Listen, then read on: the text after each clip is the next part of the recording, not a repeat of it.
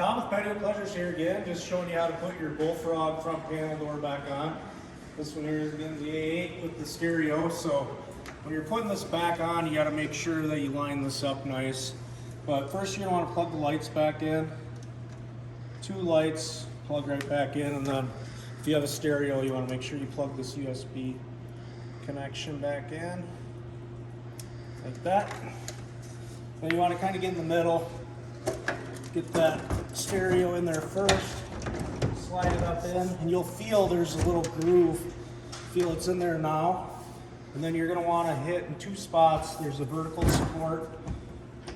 Just slid down on me a little bit. Vertical support here, and then same on the other side. And you got to make sure that these wires are tucked in nice. Give it a good smack there. And then go over to the other side. Make sure it's in there.